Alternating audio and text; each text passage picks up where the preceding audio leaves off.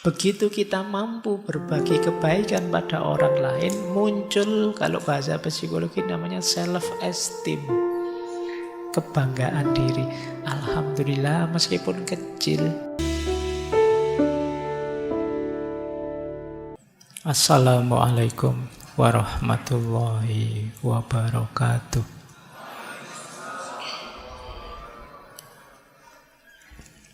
Musakinatul auja'i al-masyu at-tawilu wal insighalu bima yufrihul insan.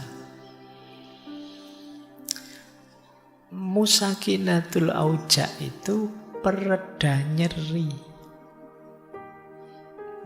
Itu mungkin bahasa Arabnya apa? Paracetamol. Ya, itu musakinatul auja. Pereda nyeri itu apa? Al-masyu at-tawilu, jalan-jalan. At-tawilu yang jauh. Healing. Bahasamu hari ini healing. Ya biasa, kalau kamu sedang pusing terus teman mengejak jalan-jalan yuk tak traktir, langsung sembuh mesti pusing. Jadi al-masyu at-tawilu. Tapi yang menarik yang kedua, wal insighalu bima yufrihul insan. Dan menyibukkan diri dengan hal-hal yang membahagiakan orang lain. Itu bisa menghilangkan nyeri. Kalian mungkin tadi mengalami krisis-krisis jiwa, krisis mental, stres, depresi, bingung, marah, cemas, dan lain sebagainya. Coba kalian hilangkan dengan cara apa? Sibuklah berkontribusi untuk orang lain. Kecemasanmu, rasa depresimu mungkin banyak terkikis.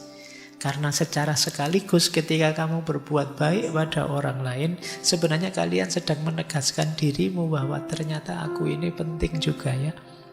Ternyata aku ini ada gunanya juga ya.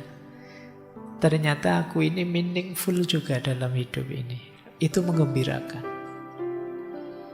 Jadi kalau kita berbuat baik pada orang lain, itu sebenarnya kita sedang berbuat baik pada diri kita sendiri.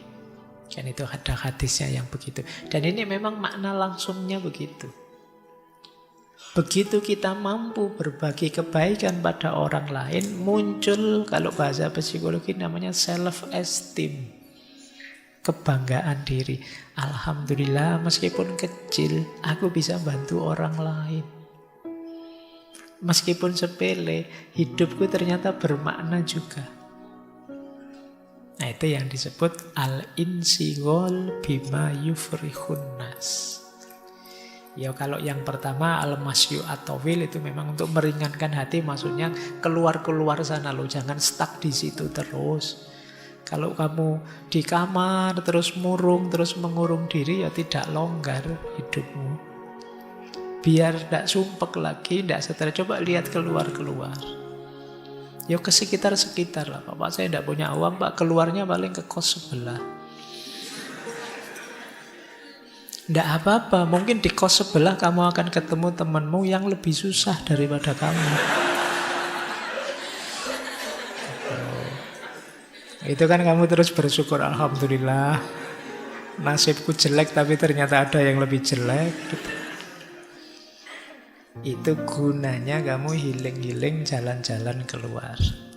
Nah ini menarik ya satu kalimat ini, musakinatul auja. Lanjut, quote kedua. Nah, ini wanti-wanti dari beliau. Ini yang kadang-kadang kita berat menjalankannya.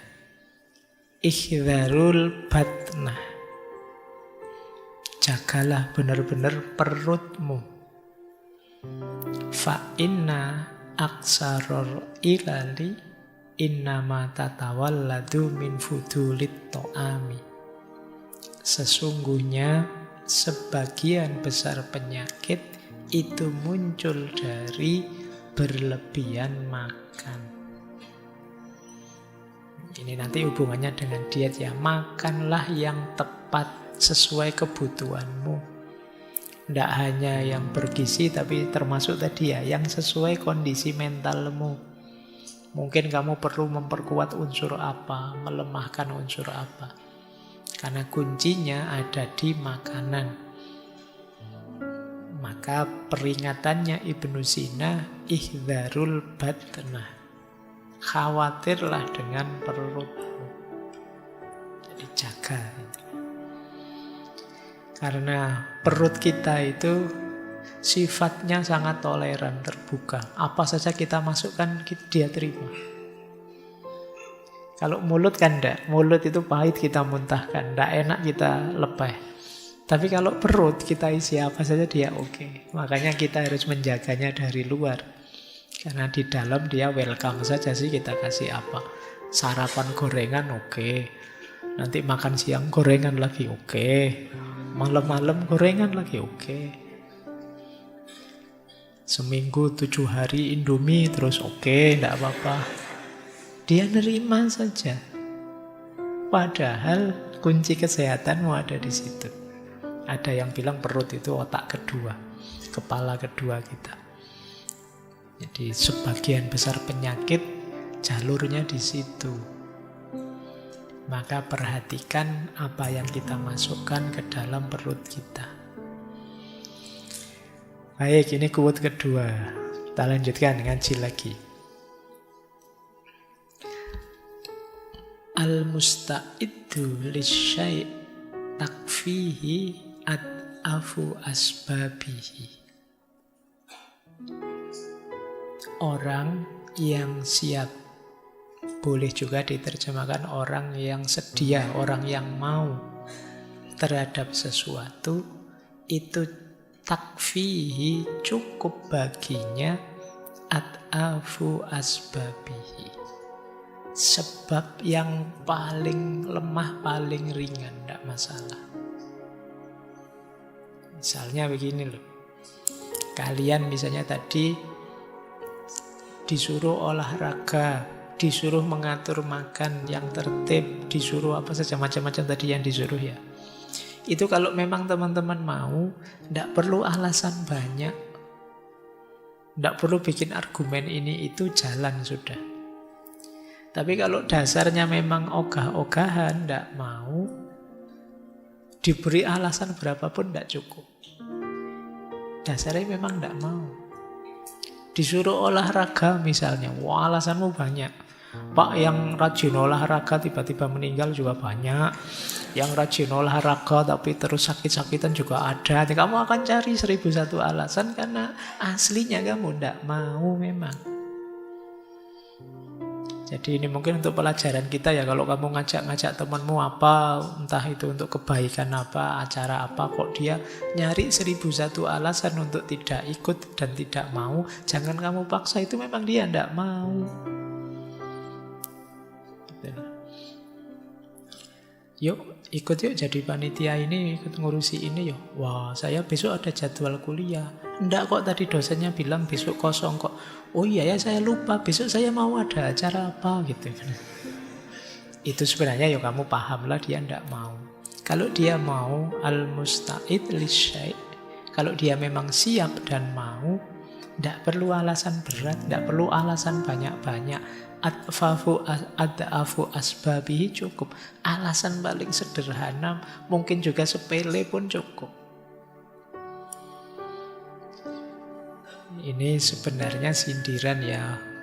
Mungkin sebagian besar yang saya sampaikan tadi kalian setuju, tapi kenapa kok tidak jalan? Karena kalian tidak mau dan tidak menyiapkan diri. Makanya terus mencari dalih saja, mencari alasan saja. Oke, itu sindiran ya buat kita. Lanjut. Nah, ini agak filosofis. Ufaddilul hayat al-qasirah wal wasi'ah alal hayatid doyikoh wat tawilah. Kata Ibnu Sina, aku lebih memilih hidup yang pendek tapi luas daripada hidup yang sempit meskipun panjang. Bisa dipahami ya. Jadi mungkin sederhananya, aku minta umur yang terlalu panjang. Pendek juga tidak apa-apa, tapi luas. Luas ini maknanya bisa macam-macam. Makna pertama luas itu kamu ngalami macam-macam, mengeksplorasi apa saja sesuai yang kamu inginkan. Jadi umur saya sih tidak panjang, tapi saya ngerti mana-mana dan ngerti apa-apa, ngerti macam-macam. Ini daripada umur panjang yo, tidak ngerti mana-mana, hidupnya itu terus begitu, terus tidak ada perkembangan, tidak ada perubahan. Itu namanya al-hayat ad-doyikoh, hidup yang sempit. Yo kalau bisa memang al-hayat al-wasi'ah wat-tawilah. Cuma kan itu karepmu. Kalau disuruh milih, kata Ibnu Sina, ya ndak apa-apa lah, ndak terlalu panjang usia, tapi luas. Luas juga bisa kalian artikan kebermaknaan hidup. Jadi meskipun usiaku ndak terlalu panjang, aku bisa memberi banyak manfaat ke orang yang sangat banyak, sangat luas. Nah, jadi itu lebih aku pilih daripada usiaku panjang ndak ada gunanya. Nah, ini yang jadi idealnya Ibnu Sina. Makanya beliau sepanjang hidupnya sibuk sekali berkarya, mengeksplor kemana-mana. Biar apa? Dia bisa luas, memberi tambah banyak, mengeksplor lebih banyak. Jadi di usia yang tidak terlalu panjang beliau bisa kemudian menulis 450. Anggap saja usia beliau berapalah, misalnya 50-an tahun.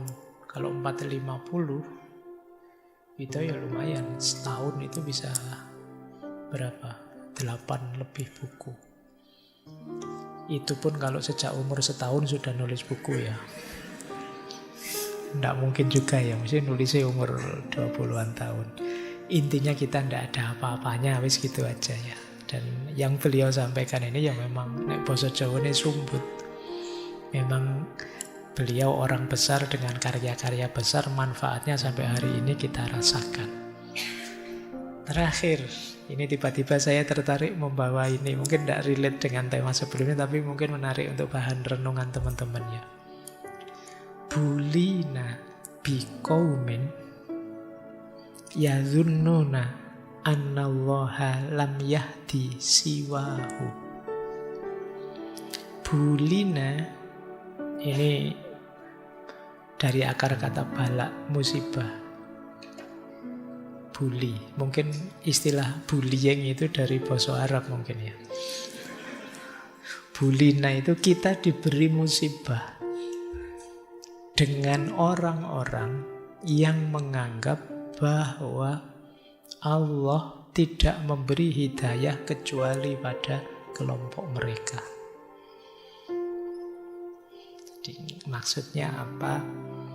Ini zamannya Ibnu Sina ya. Beliau menganggap banyak orang yang merasa dirinya dan kelompoknya lah yang paling benar. Kemudian kelompok yang merasa paling benar ini melakukan kezaliman pada kelompok yang mereka anggap salah. Itulah maka beliau pakai kalimat bulina. Kita diberi musibah dengan orang-orang seperti ini. Orang-orang ini kalau salah diingatkan ngeyel. Karena dia merasa yang paling benar. Pokoknya yang benar pasti aku, yang salah pasti mereka. Mental semacam ini memang berat dalam konteks hidup bersama. Makanya beliau menganggapnya ini semacam musibah. Kita diberi musibah dengan adanya kaum yang anggap bahwa Allah itu hanya memberi hidayah mereka saja. Padahal Allah itu yang Rahman Rahim, pasti akan memberi petunjuk, memberi hidayah siapa saja. Tapi mereka menganggap yang diberi hidayah oleh Allah itu hanya mereka saja. Nah, cuma ini zamannya Ibnu Sina ya. Zaman sekarang mungkin tidak ada. Tidak ada bedanya. Baik. Ya ini tiba-tiba saya lihat quote ini kok menarik, saya bawa untuk bahan renungannya teman-teman. Tidak untuk nembak orang lain ya, untuk introspeksi kita. Jangan-jangan kita orang itu, jangan-jangan musibah itu kita. Betapa ruginya kalau kita hidup sekali ternyata jadi musibah bagi orang lain. Dengan karakter ngeyel kita, merasa benar sendiri kita.